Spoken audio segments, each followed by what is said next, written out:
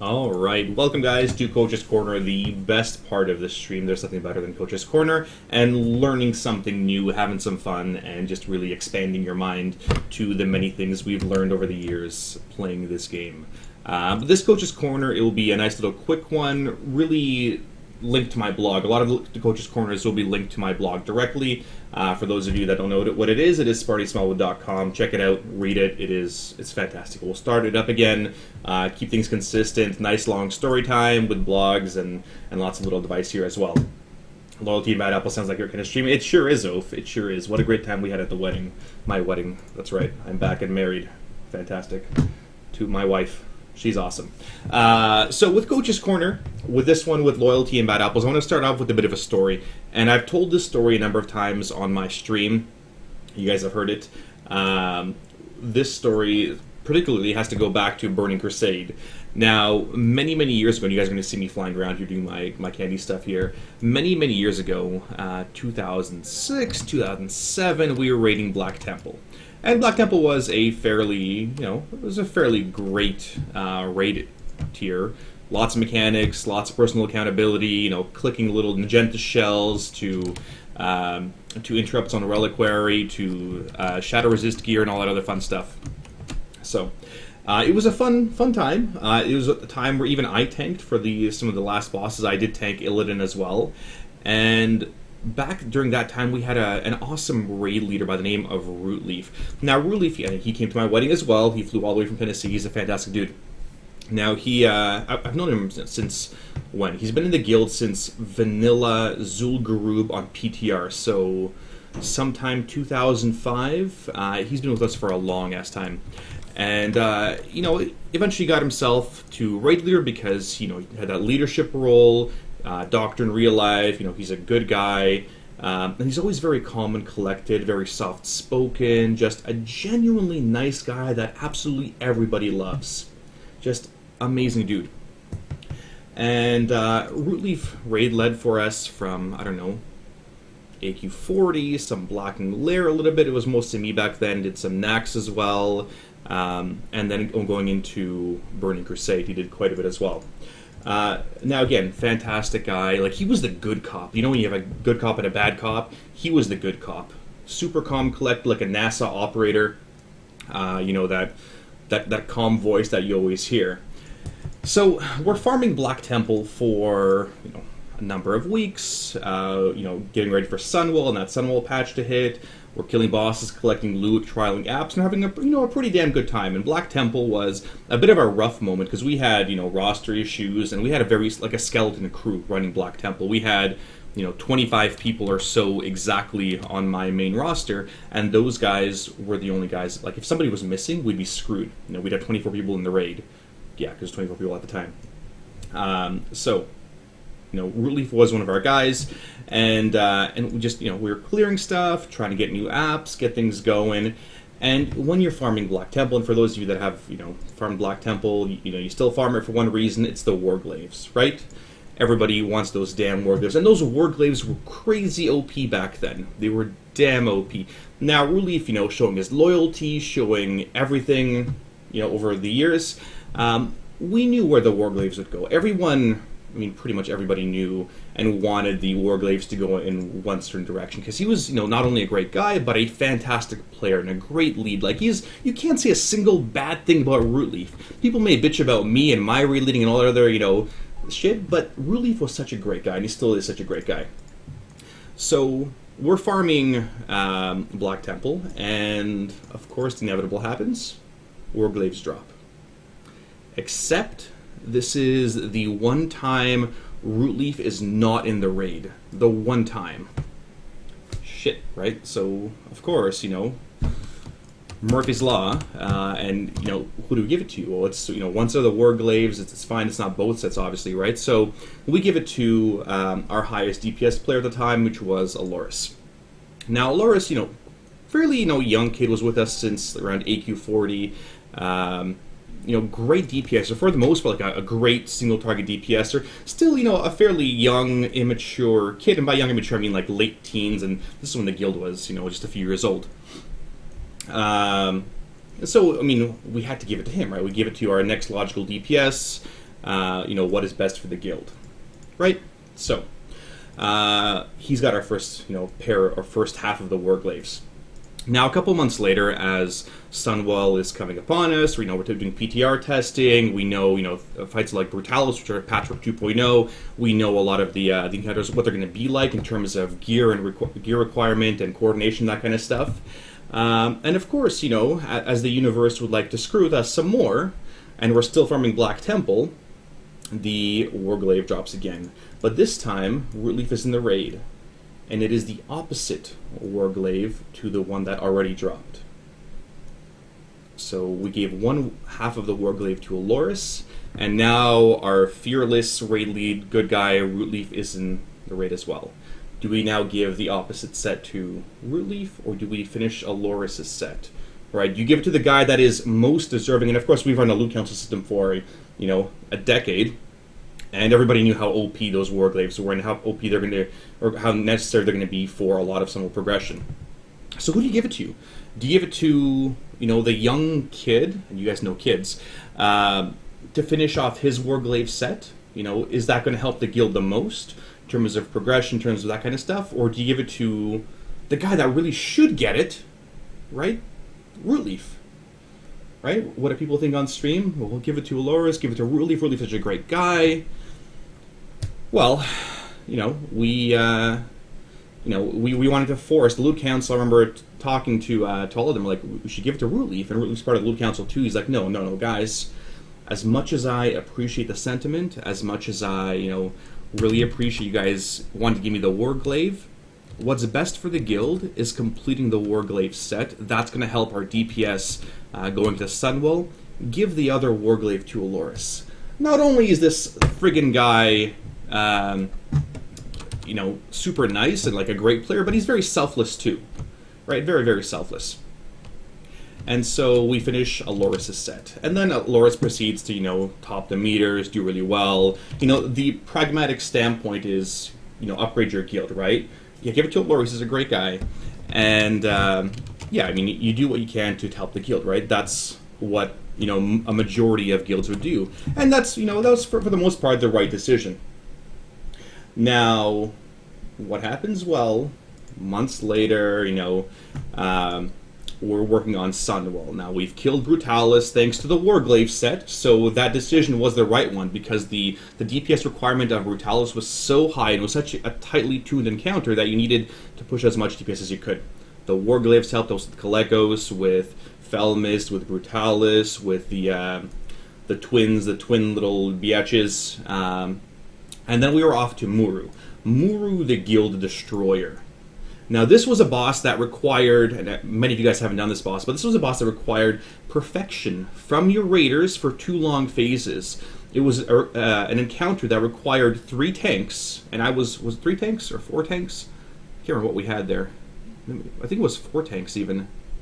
I think we had 4 tanks in this 25-person raid, because we had a tank for each side, and we had a tank for the big void guys, and then we had myself tanking for the small little void things as well, the void fiend looking things. So it was a very tightly tuned encounter. You needed a massive DPS, and even so, if you got through the entire first phase perfectly, there was still RNG because of how spells worked and how spell resist worked and how massive spell worked. There was still RNG that could screw you over and wipe you if you did not do well enough. So thanks for resubbing, Misfit. So yeah.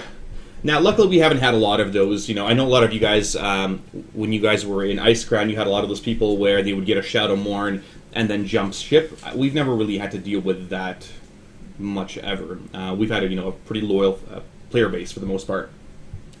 Now, so Moor, the Guild Destroyer, like you're wiping. It's one of those encounters where it's a big block for a lot of guilds. You're wiping hundreds and hundreds of times, and the wipes may be, the first 30 seconds. Somebody pulled threads, somebody lagged a little bit, didn't have enough DPS to burn through things really quickly, so, it was one of those things where you wiped a lot, and it was demoralizing for a lot of guilds, right? It was very, very demoralizing. Now you're wiping, hundreds of times to a mythic boss, and that's fine. Back then, there was only really one raid difficulty, and that's what you had to do, right? You had to grind through it. You had to keep pushing through it. Yeah, you could get a couple upgrades from Black Temple, farm some Warglaives, do some Sunwell, whatever, right? That was fine, but you needed to execute. Execution was key. And Phase 2 was a whole different ballgame. Anyway, back to the point here. So during that period, Guild's doing fine. We're chugging along. Yeah, it's a little bit demoralized to be wiping, but for the most part, the Guild was in good spirits. Now, until a couple of these kids, and by kids I mean, early 20s, late teens, these kids, they're not happy that they haven't killed a boss yet in, I don't know, a couple hundred attempts. And so what do, kids do? They take the path of least resistance because they haven't been taught how to deal with adversity. Parents, fix your shit.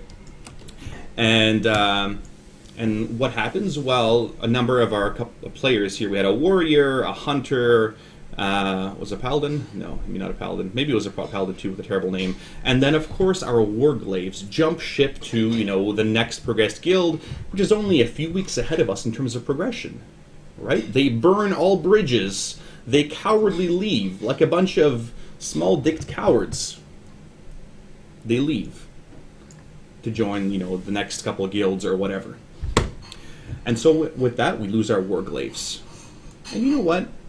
It sucks. It sucks losing your warglaives, and people that you've invested a lot into, right? And while there was some anger towards some of these disloyal players, in particular our little warglaives holder, Rootleaf said one thing that resonated with all of us. In a game where weapons are just pixels, rankings won't matter in years to come, what matters is who you can trust. That's life too, right? And that's the point I want to get across with you guys as well. At the end of the day, it doesn't matter if you're killing bosses for US 30th or US 50th or US 500th. It doesn't matter if you get the weapon, a militia sensor, or, a two-handed mace from Tyrant. It doesn't matter if you get it first or second or third. This shit drops over and over and over. What matters is who you spend your time with. Whether you enjoy playing with them being part of your team, and ultimately who you can trust. That is a life lesson that many haven't learned yet. And that is a life lesson I'm giving you after 14 years of playing MMOs. I rated high in EverQuest. I've done this for close to 11 years as well. And that's being at the helm of higher echelon guilds. And I know a number of top guilds echo that same thing. The hardest thing to find in a good recruit is loyalty. That is the toughest thing. So, what does it have to do?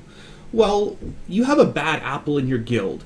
At what point do you get rid of a bad apple? I know people have asked in my stream a couple of questions of, I have got this person, either they're not performing well, how do I talk to them? That's a whole different thing. But what if you have a really good player, like a really awesome player, that they're a cancer. Their attitude is shit. Maybe they're elitist. Maybe they're a negative Nancy. Maybe they're just, shit-talking behind people's backs.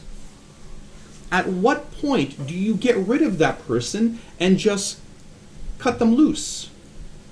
Well, the short answer and the most pragmatic answer is whenever it suits your guild to do so. Now, you guys have to remember, your guild is the most important thing. As officers, as GMs of your guild, the survival of your guild is the most important thing. Your guild is the reason these friendships have formed. People make friends through the guild. A lot of my guild members here are friends. I'm friends with a lot of guild members here. They're invited to my wedding. I've invited people from their stream to my wedding because they're friends because of the guild. That guild as a whole is the most important thing. And nothing is more important than the continuity of your team and your family. So when do you get rid of these bad apples? Short answer, whenever it's possible. But what does that mean exactly? Well, the long answer is it depends.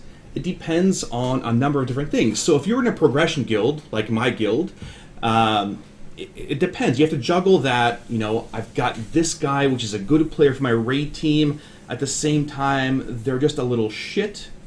and I've tried fixing the little shit. I've tried, putting unicorns up this guy's ass, and lollipops and rainbows, and coddling and positive reinforcement, but it's just not working.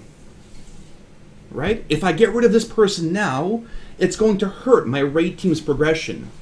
And if my raid team's progression is hurt, what if we regress? What if we, will lose progression, lose steam, lose momentum? Is that going to hurt the guild more overall? Is that going to hurt our morale? And it's a very tough balancing act for a lot of guilds and a lot of GMs and officers to maintain. At what point do you cut them loose, right? Because after 150 attempts, you cut them loose, and now, let's say on Archimon, you cut them loose, and now somebody else has to learn their spot, right? That's 150 attempts that somebody had or you had invested in that person.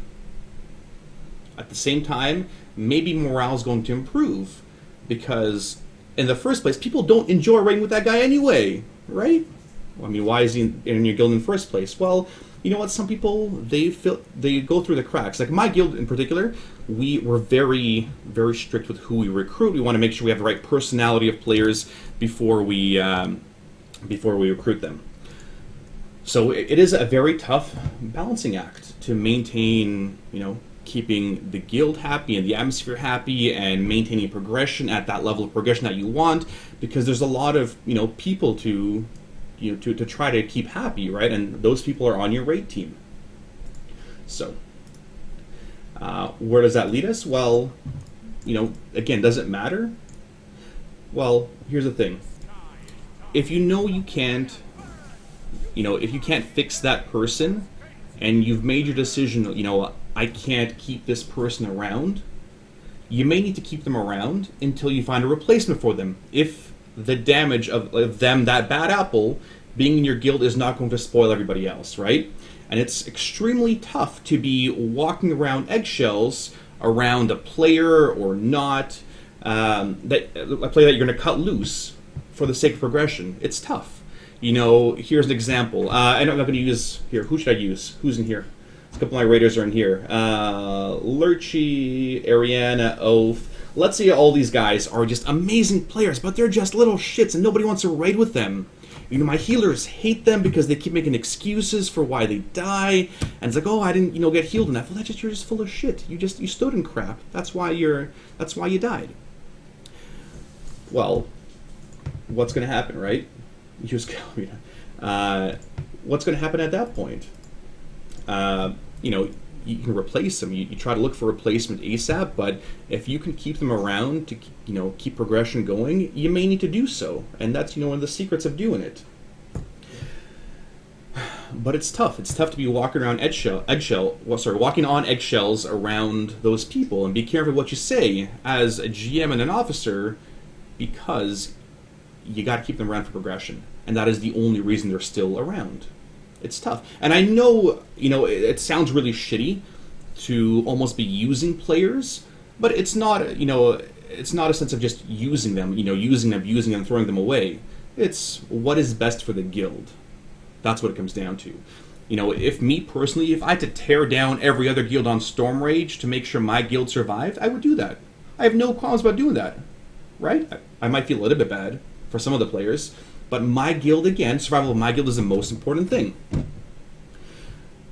So, do I get rid of them? Well, let me tell you this. After 10 years plus of doing this in Warcraft, it's not worth keeping players around. Your own sanity as an officer, as a raid leader, as a GM, it's not worth dealing with disloyal players or players that hurt the guild and raid atmosphere, or make your job more difficult. Your job already is difficult enough. That thankless officer, raid leader, GM role. And zeros to heroes. You guys know, some of you leaders, I know how hard you guys are working to deal with all the other unique snowflakes in the raid, right?